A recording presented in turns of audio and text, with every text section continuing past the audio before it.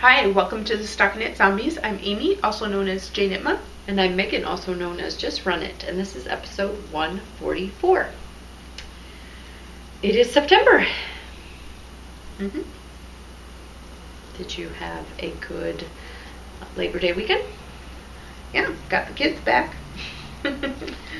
Successfully retrieved. Yeah. Grandparents didn't keep them. Yep. Nothing too significant to report there, but the kids went back to school, and my daughter started soccer, and she is not too happy because while she was at her grandma's house, they all got to know each other, and now she's the odd man out, right? The new girl. She really does not like that feeling at all.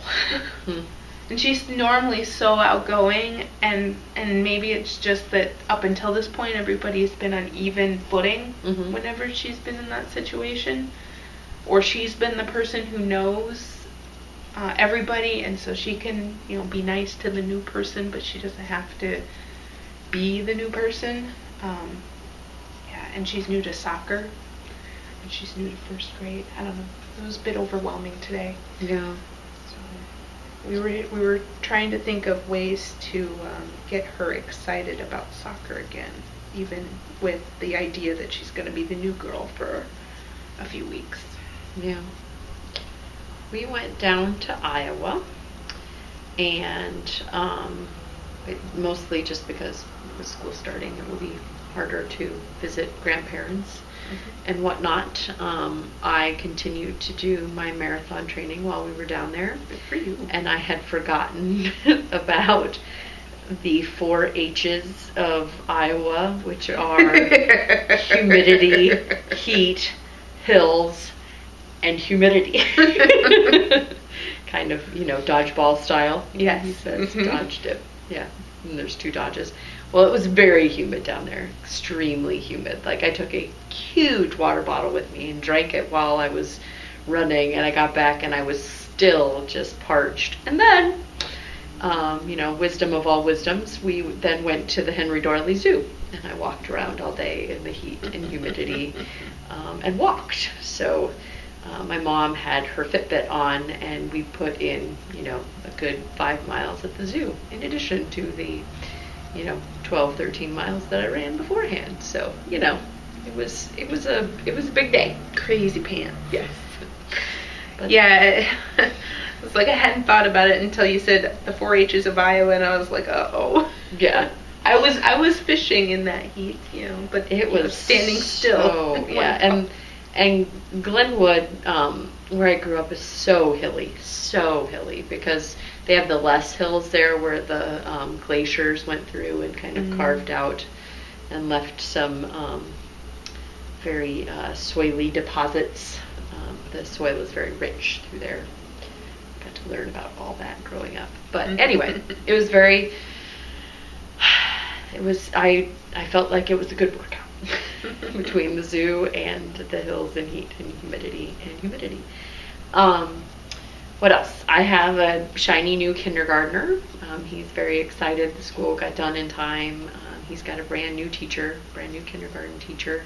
Not brand new, but brand new to the school across the street. She taught in a surrounding community. Today was the little half day, the mini day of kindergarten. Okay. And then my daughter started 3rd grade. And she's very excited about 3rd grade. And then I had to tell her, just to feel like a well-balanced mother, a story about Quentin. He walked up to me when we got home, and he handed me those Fisher-Price cash registers, one of those little coins. And I was like, "You're giving me money. Why are you giving me money?" And he's like, "I don't know. You can buy something." I was like, "Well, if I gave you money, what would you buy?" And he looks at me and he goes, "Yarn." And I was like, "You wouldn't buy candy, Quentin? You would buy yarn?" And he was like, "Yep, I'd buy yarn." And I was like, I am training future husbands of this world. Already at 3, he knows that that's what you spend money on. Yarn. or whatever the woman of the house wants. Exactly. Right. Well, then I was like, what are you going to do with yarn? He's like, I'm going to knit you a top, Mommy. And I was like, okay. I'm going to knit you two, he says. And I was like, oh, okay. It's like, do you want me to knit you? No, I'm going to knit you something. So anyway, it was very cute. I thought it was. And now he's going to daycare all by himself. He's the big man on campus.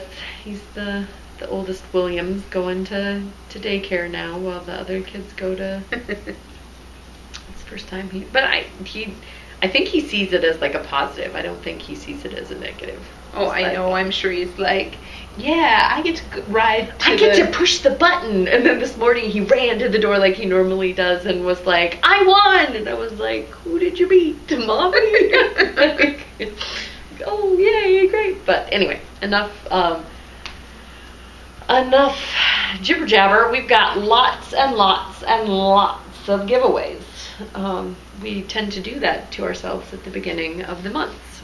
So, self-striping, the August KAL, we had 2 through 1669, so 1669 entries. For this wonderful Kirby Werby was the August sponsor. It is her soft and squishy base, which is 75% superwash merino, 25% nylon. Very soft, but that nylon will make it wear. And who invited you to the party, Bright Ass Orange? Yes, it's very Halloween or Harley Davidson. And the winner of 2 through 1669 was 101. Wow. And that is Crafty SLM. Crafty SLM, and her name is Sherry. So if you would like to contact us and let us know where to ship this to you, Sherry, that would be fantastic. Yeah, it'll be hard to let it go, but you earned it. Great job on the KAL. We also had our thesimplesoap.com drawing for the 3-pack of soaps, and they the entry was a bunch of dishcloth patterns, and so we had 2 through 221, and the winner there was 25, easy for my hand to do, was the winner, and that is Aunt Val. And her favorite, which I had not seen before, was the Sideways Diamond. Cool. Dishcloth pattern. So Aunt Val, please contact us and we will get your information to the Simple Soap folks and they will send you some cool soap. Yes. Gorgeousness. Or smelly goodness. Not necessarily gorgeousness, but smelly goodness. And then next month is a twofer month. So get your entries in September. The self-striping sponsors are Dancing Dog Dye Works. This is the Driftwood and Sea Glass stripe in her swing sock, which is 75% superwash merino, 25% nylon, 463 yards. She's having an update soon. So if you see this before the weekend, you can get on that. You have been notified. And then the second sponsor is Revelations of a Delusional Sock Knitter, and this is the candy corn colorway, and she's going to be having some Halloween themed yarns in her updates, and this is 75% wool, 25% nylon. Self-striping sock. Yes, that'd be a fun Halloween if you win at the end of September. Get them knit in the month of October. Re-enter. Yeah. It's just a self-fulfilling prophecy. So those are upcoming prizes. And then we also had our fingering KAL. Okay. That had, you locked it down, I saw in the forums. We had 2 through 239, so we had a lot of entries. As we mentioned, we thoroughly went through and if you won, we made sure that it was the first project that you posted and fact-checked and made sure that it was fingering and that the pattern was for fingering and that it was the yardage that you had listed. And so we have 4 fantabulous prizes. Solar Flare Fibers sent us handed us in person, I believe. Oh, that's right. Apollo, which is her BFL nylon base in the Mortified? Moist. No. Air. Something-ified. Monsterfied? Maybe Monsterfied. And this is her Soul base, which is 100% superwash merino in the Genie colorway. You'll get the pleasure of trying to read that if you win. It must be an Australian. Yeah. Australian does English as well. The Solar Shed sent us, or the Solar Shed, oh my goodness, the Silver Shed USA. She could be a solar shed, you know. Sent us this fabulous twofer kit. Combo kit. And then we had a very generous viewer, Judy, send us what I can deem a sweater's quantity or a large quantity of Fleece Artist, 65% wool, 35% silk. Yeah, very pretty. In the, is there a colorway? I don't know that it's from Nova Scotia. I see that, but I don't see a colorway. Very, very pretty. Yeah, 230 meters. So the bag went to 110, which is Parrot Green Carry. Parrot Green Carry, you win. Contact us and get us your shipping information so that we can send that off. I didn't write down what she knit, but it was very pretty. I think it was a shawl. Yes. An unblocked shawl. Jinx. Solar Flare number 1, which means whoever contacts us first gets their choice of whether they want the greeny or pinky skein. It was 163, which was Christine. She knit a beekeeper tank, which was very, very pretty. And contact us and get us your shipping information and your choice of which skein. Solar Flare number 2, which is the choice, your choice, unless somebody gets to it before you, was Megwords 13. Megan is her name, and she knit her first sweater. Oh, wow. A Carpino. I believe I've seen that. Kind of a lacy. And again, contact us with your shipping information and your choice. You might not get a choice if the other person contacts before you, but. And then the Fleece Artist sweater quantity was 18. A Texas yarn. Got in there early. Allison. So Allison, please contact us, and we shall. I believe she knit a Window to My Soul. Look at Yes, it was. Fingering weight sweater. Yes. So you've replaced your fingering weight sweater quantity with another sweater quantity. Potential. Yes. Or very large shawl. Or, I mean, 600 meters is nothing to scoff at. Exactly. Almost 700. And you may have noticed that we are currently without KAL then. Yes. As so we have. We need to talk about the next one. Yes. So the next KAL that we're doing, Amy and I are both going to Rhinebeck. And whether or not you are knitting are going to Rhinebeck, you can also knit a Rhinebeck sweater, either in spirit and or just have really nice fall sweater. Yeah. To wear to a local festival near you. Or just go apple picking or, whatever. I guess apple picking season kind of now. But yeah. So, September and October are Rhinebeck sweater, and we are also going to be involved, in addition to knitting Rhinebeck sweaters, a graphic knits, which is the name just escaped me. Knit Darling, right? Why did it just go bye-bye in my brain? She has a new book out called Graphic Knits. I shall link it. And we're going to be part of a KAL with that. And so make sure to go check that out, and we'll talk more about that. I've already forgotten what I agreed to do.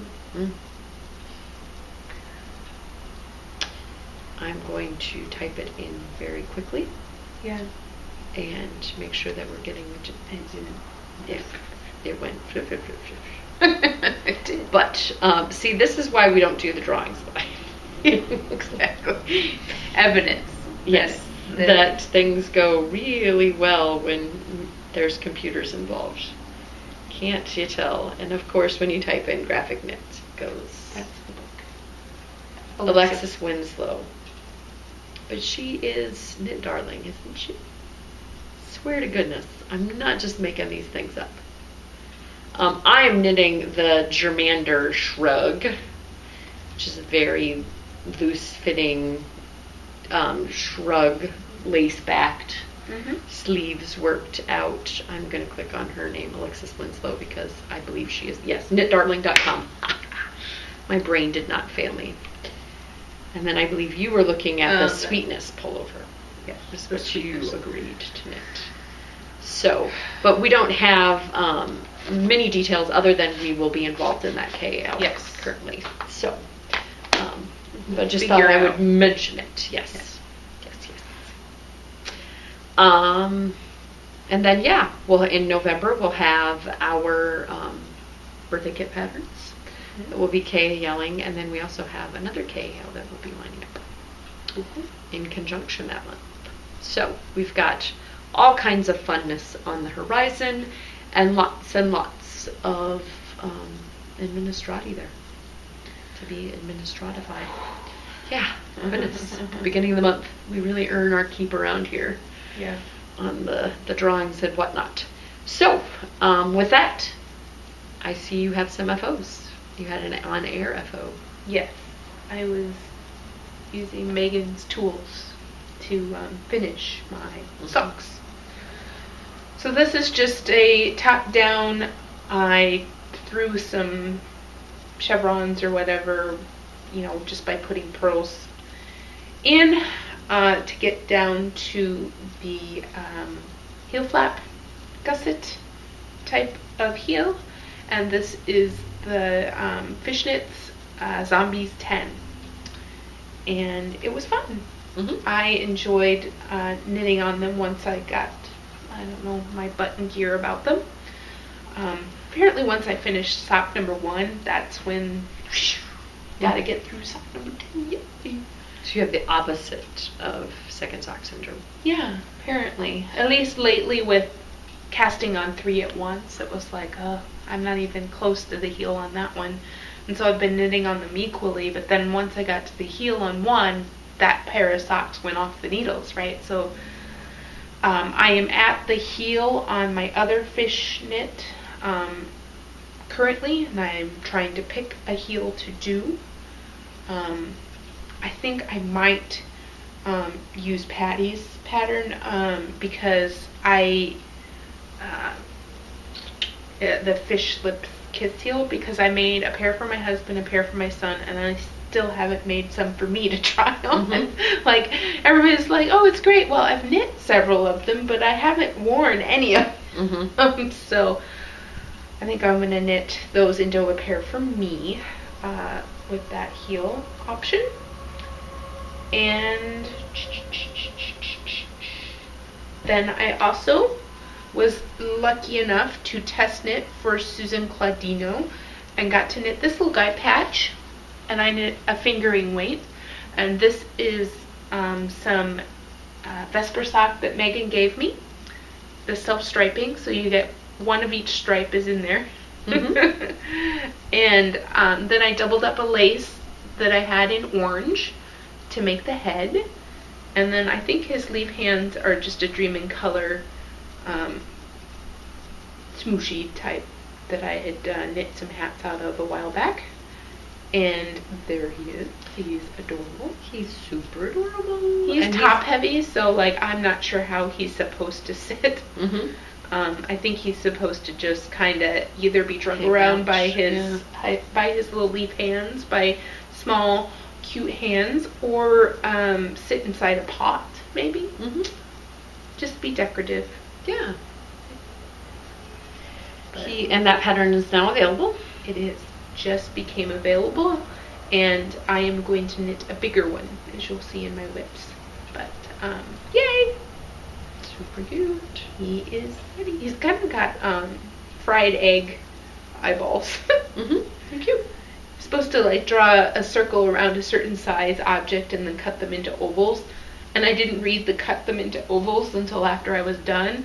And I was like, well, his eyes do look a little big. And so I started trimming them as they were on already, and ended up with fried eggs.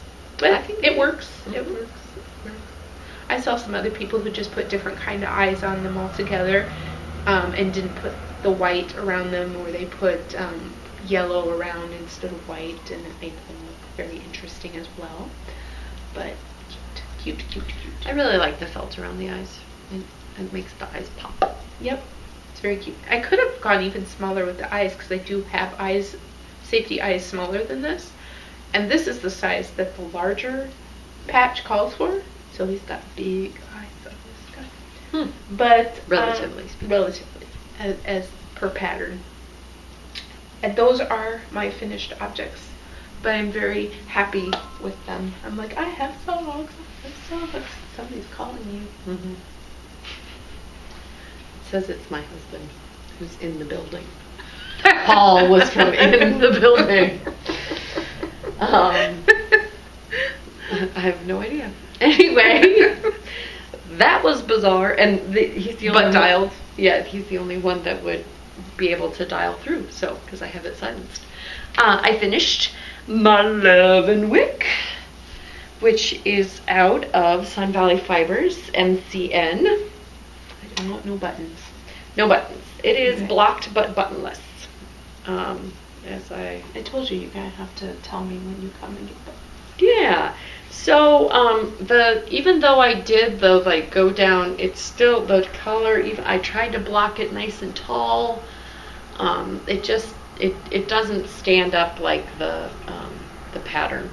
Well, what yarn was in the pattern? Maybe it's the yarn. Brooklyn tweed. Yeah, it's probably the yarn. Hmm. Warm spun stand, whereas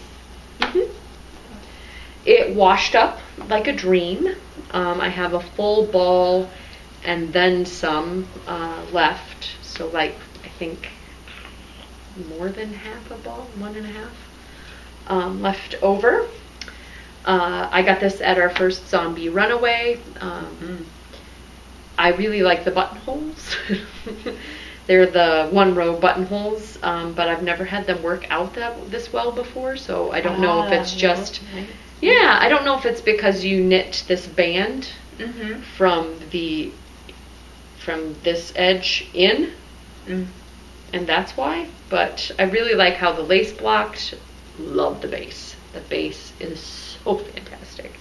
If I were to do it again, this is rolling, and I'm not particularly fond of that. But once I get buttons on it, I tried to block, but it didn't really do a great deal. I did a lot of like looking forward in the pattern, and I probably should have written down my mods, but she had a lot of break yarn, pick up from this direction, and I just went, well, I have the working yarn here, and you want me to pick up, break it and go here, so I'll just pick up from this side and then have an extra purl back row. Mm-hmm. Or what else did I do that was a little different? On some of the edgings, I did a slipped edging because I don't like the garter, edge. On the top here, I picked up stitches and then bound them off because I don't like that garter edge. Okay.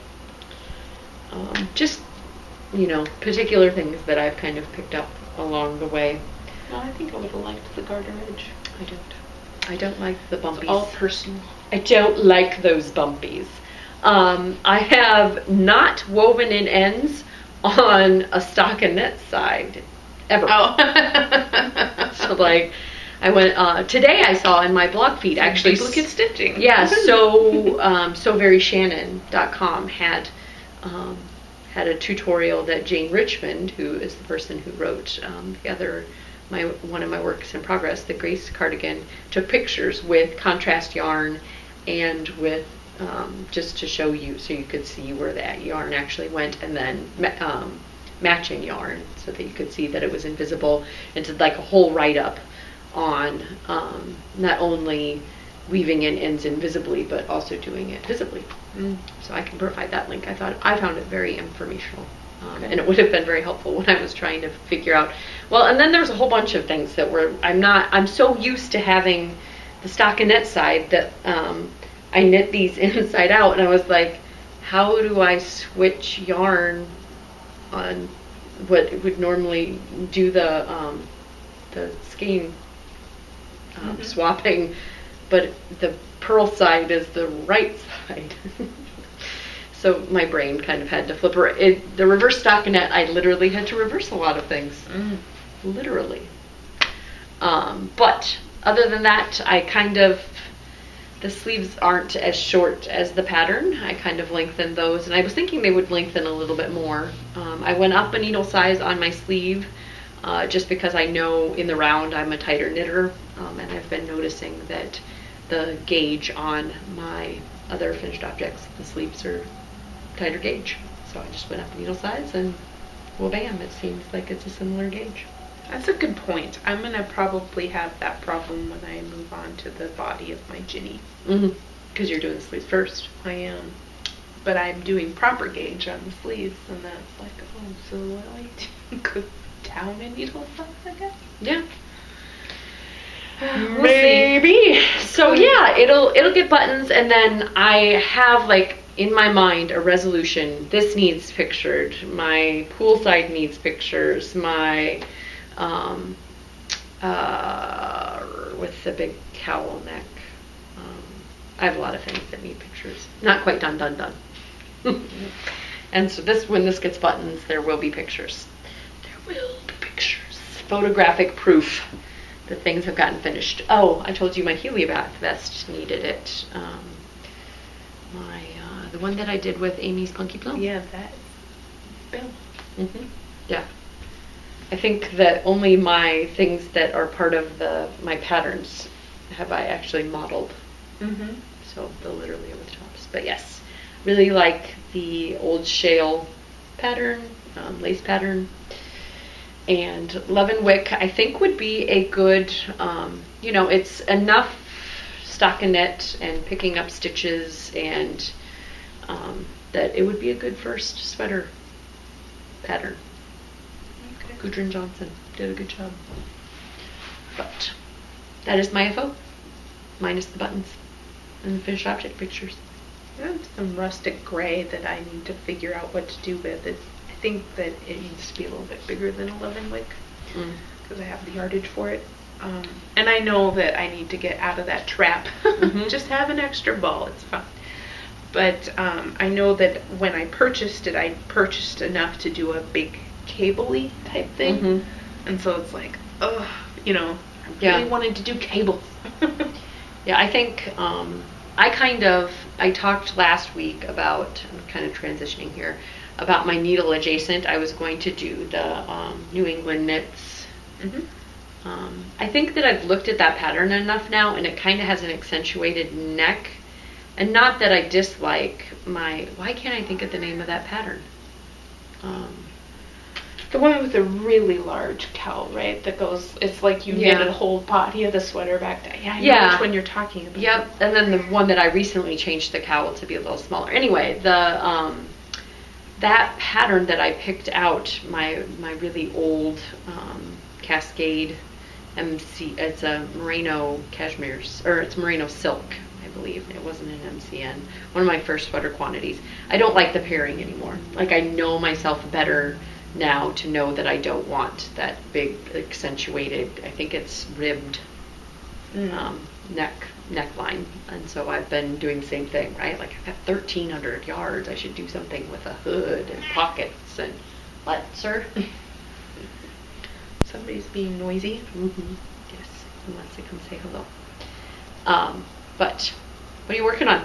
I know what you're working on, but I'll ask you anyway. Right this moment, I'm working on my ink. which I got the sleeves off. Cool, cool. So there's been progress made. I need to get 4 more, or not 4 more, but 4 inches total beyond the bottom of the sleeves before I change. So there's a change in what I need to do. So I'm good to go until then. I can just keep moving forward until then. So I've got the lace along the bands memorized now, and it's easy going. And when you take all of these stitches off, which was not an insignificant number for my size. Is it a big sleeve? Yeah. Okay. Yeah, I mean, is that the style? I've looked at it several times, and it starts way up here as far as the thing goes.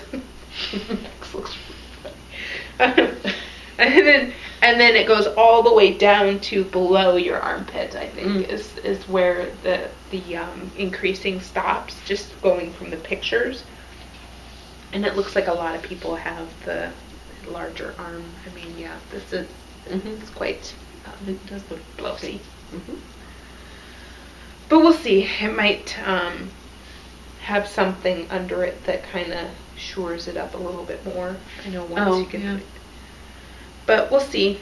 I have not read ahead. I should, but I did not.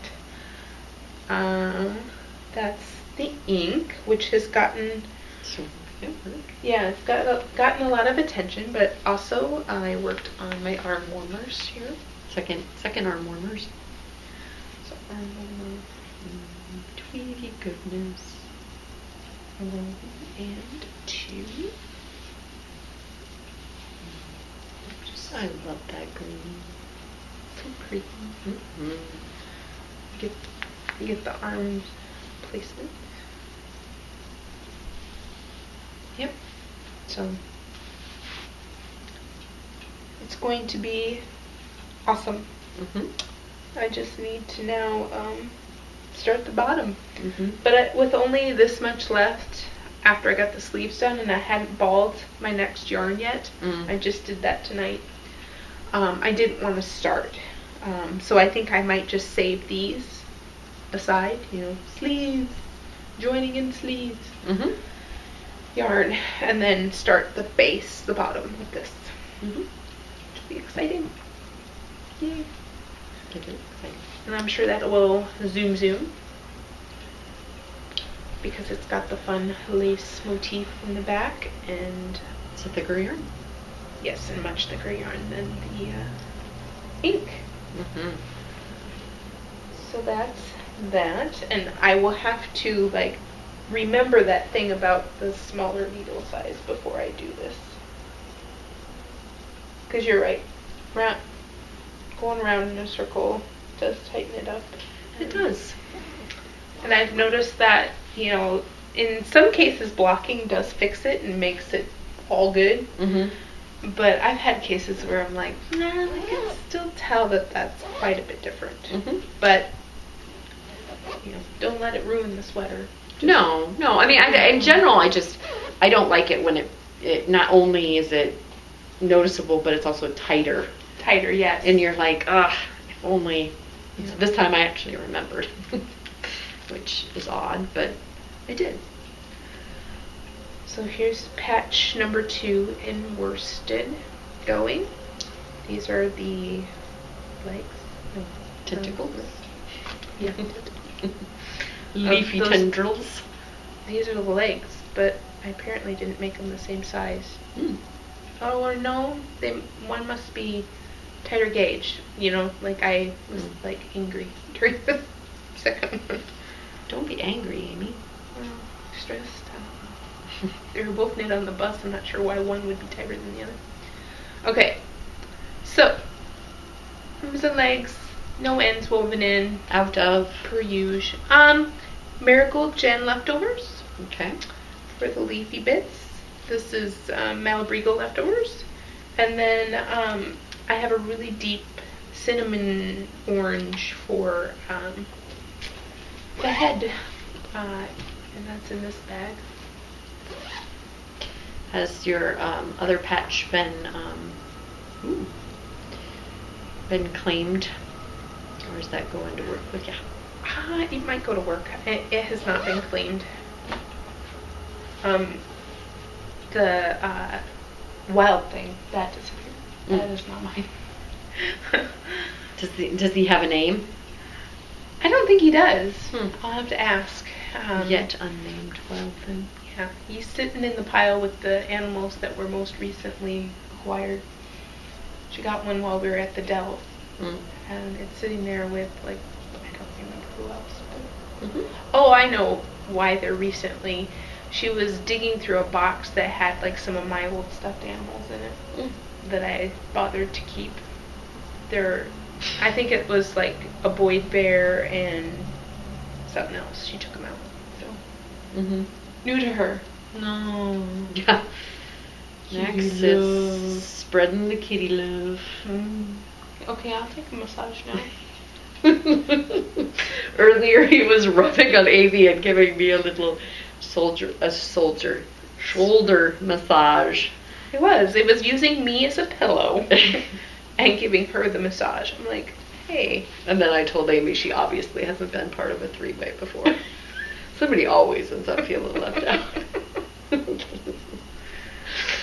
But I haven't either, so I am not speaking from experience. I just can only guess, triangles. There's 3 sides. Sure.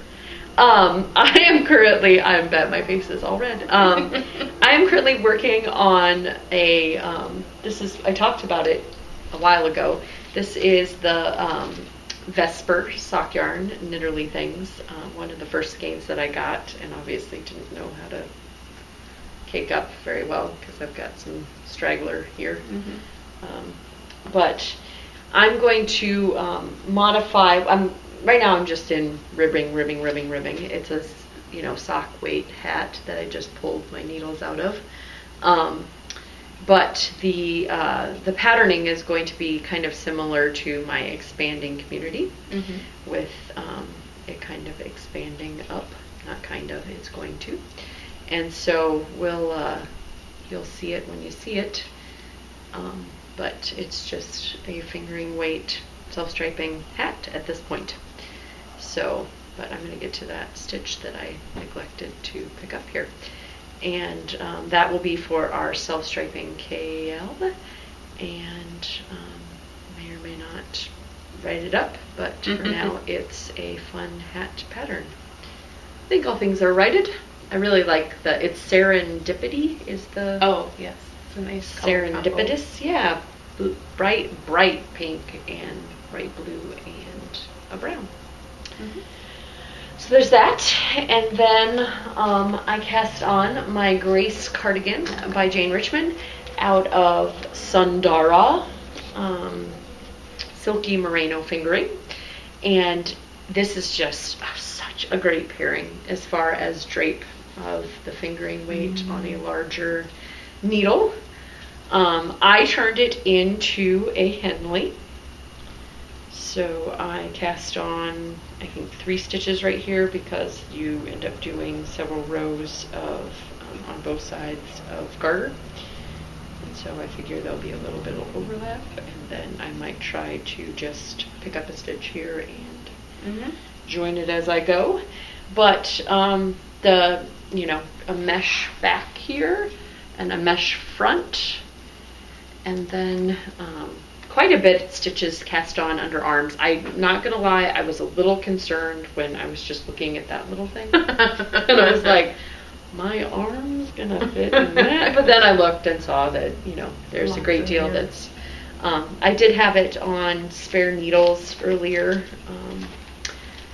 and tried it on. It's fitting nicely. It's got a bit of drape, and I'm now in this kind of peculiar spot in where I could probably continue on and finish, but then I'll have nothing left over from this skein to put the sleeves on. But I think, and people can correct me if I'm wrong, but maybe Sundara does a pretty good job of matching. I mean, the skeins don't. This has a little bit more white. Actually, yeah, now looking at it in this light, they're very different. Uniquely dyed yarns. The TV lights. Yep. once again. Yeah. So There's certain shirts that I will not wear because I'm afraid they'll be like, oh, peep show or something. Yeah. Like, oh, they do reveal all. But it's kind of got a nice little, there's enough variation in the yarn that it's kind of got a little bit of a, it's not a solid. It's definitely not a solid. And it's very soothing, this in the round. I'm not going to lie, every time that I'm just kind of like, I just did 5 rows. I think to myself, I didn't have to do a purl back row because I turned this into a Henley. And I recently had a conversation with Corey and some gals about turning cardigans into Henleys. And Corey's point was she really liked the vertical of having a cardigan because it kind of breaks it up with when you have the vertical button band there. That's a nice shape on her, but she often does kind of like what you did with your the French one off center out of Sun Valley, Pont Neuf. She just sews them, and that's why I don't like button bands, because in general, no matter how much positive ease they have, the buttons always kind of have, there's a point of tension there where it wants to.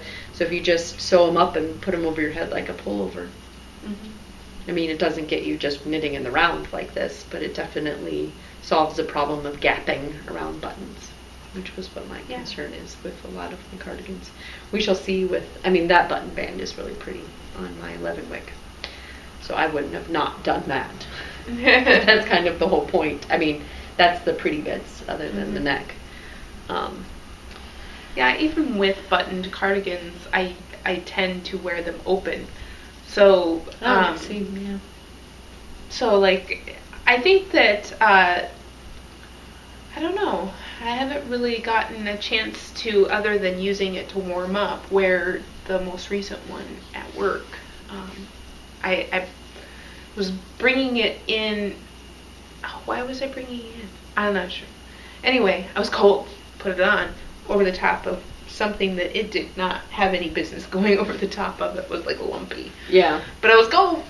And yeah. I was like, it did get like a little ripple in the band, but it wasn't off-putting. So I think that they did a good job with having enough button band where it wouldn't do that. Some patterns it's like, no, I am modifying that because there's obviously not enough button band in a negative ease sweater for that to stay closed. Yeah. Yeah, I don't know. I wear mine open sometimes. I don't know. I was just reading Celtic Cast-On's blog, and she had a closet rehaul blog post about where she went through and kind of looked and went, hey, these are the cardigans that I've knit and I really like this style. And I gravitate towards that because I wear these often, and I think her point was she was going to try some different styles. Maybe, just to kind of round out her closet. But I've been enjoying pullovers more lately, and it's not just because I'm lazy and want to knit in the round.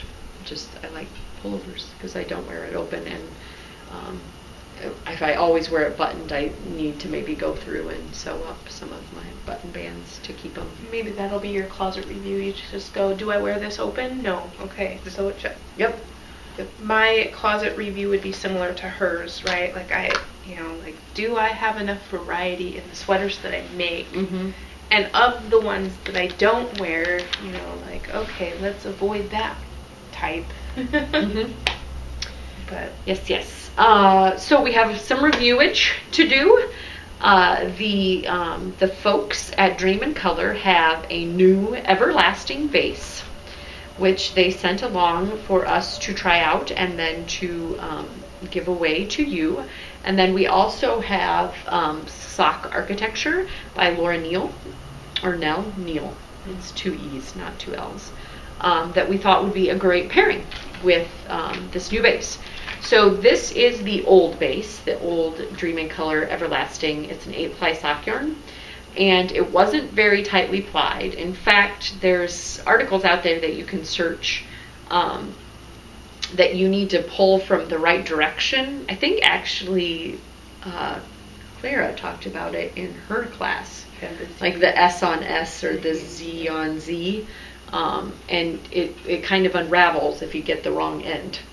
So they've rehauled their base, and I don't know that you're going to be able to see it on the camera. But this is the old base, and this is the new base, and the new base is very tightly plied. It's a 9-ply sock yarn, so not only does it have an additional ply, but it's also very tightly plied. And if you look at it, I think it's a 3 and 3. So they plied 3 together and then plied those 3 together. Yeah. 3 of those 3. Yeah. Yeah. So it's a 9-ply. And 3-ply yarns plied together. And obviously we haven't knit them up. They're still in the skeins, but it has a similar hand feel to me too. And you mentioned it, and I went, oh yeah, Woolmize. It's very hardy. Like it feels like it will wear well, and then if it's anything like Woolmize, it will plump up and block like a dream. Amy and I were laughing. Their colorway names are interesting, emotional. They're very emotional. Yes, emotional. All of them now. So, this says 100% Australian Merino Superwash. Australian Merino. So I wanted to say ahead of this that I believe that the person who came up with these names is Wednesday Addams. Okay. From the Addams family. Wednesday Addams. This one is Icy Reception. This one's Deep Regret. And this one is Milky Spite. And Amy and I are pre-laughing because I told Amy when I read that, I thought of a kid like looking at you and drinking their milk and then going, Milky Spite. Just to spite you, they spit the milk all over. Or if they intentionally tip it over. Yeah. But they're very pretty colorways. The names just are very interesting. And they have numbers underneath of them as well. So this is 609, 608, 614. Yeah, so I don't know if this was somebody else's naming of their bases. But we'll be giving away, which one did we decide? We were giving away? I think this one was yours. Okay. This one was mine. This one. Deep Regret. Deep Regret. You will not regret it. No, it's very pretty. I like it. It's kind of a reddy brown. Yeah, it's good for fall. Yes, very fall color. And then I've got my old one. Yes, that was mine.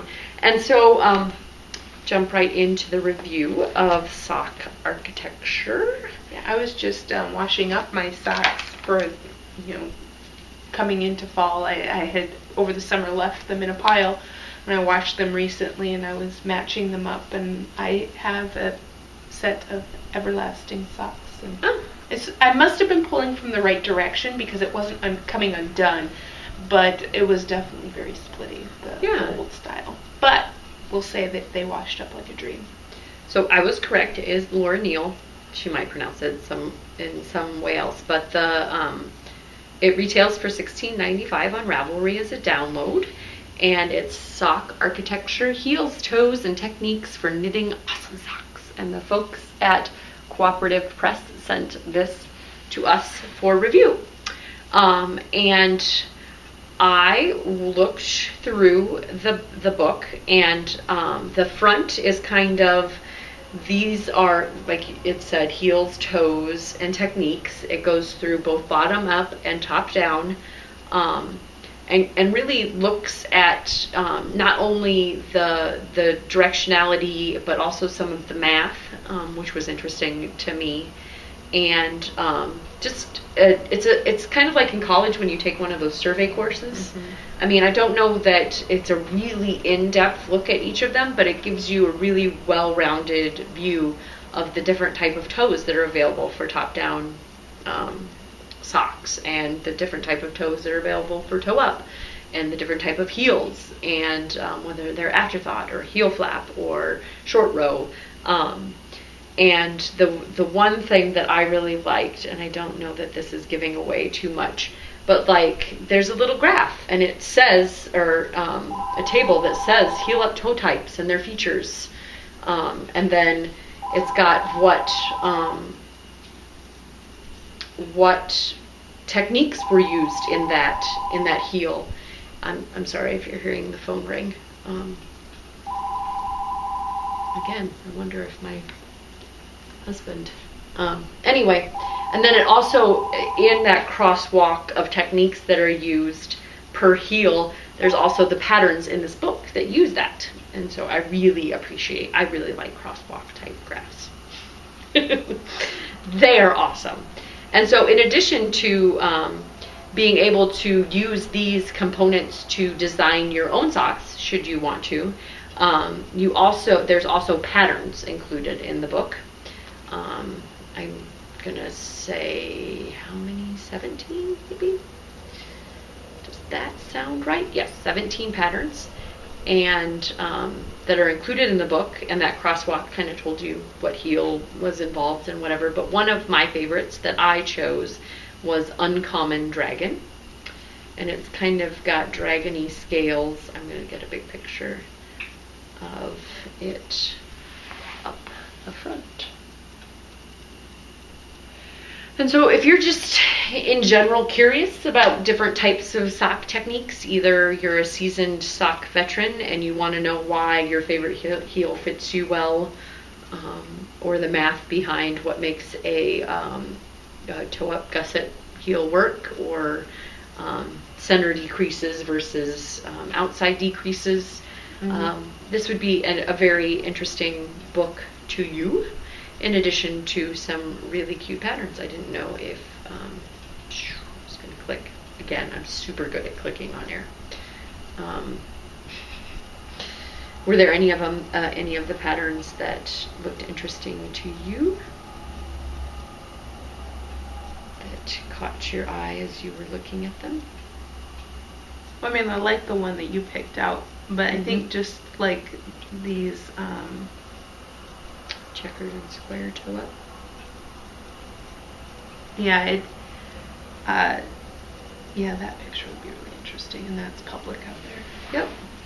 So it shows like the different type of heel that they're trying to get you to work on, and then also just had a very thick texture look to the sock. So yeah, that one looks like it.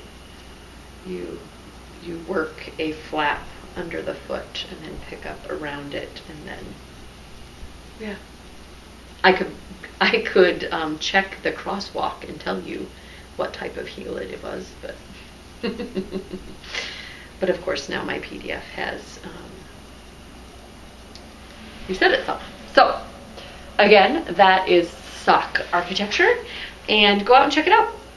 There's a really great, all of the patterns are viewable on Ravelry, as far as checking out the patterns that are available. And then if you're just sock curious, it's interesting to learn more about sock architecture. Yep. Definitely. I did not take the time to go through and by her classification standards figure out whether or not the OMG heel is considered how she would have classified it. Oh, that'd be interesting. It would be. Yeah. I had some needle adjacent, but we can talk about that next time. Okay. Bye. Bye, Hoopta.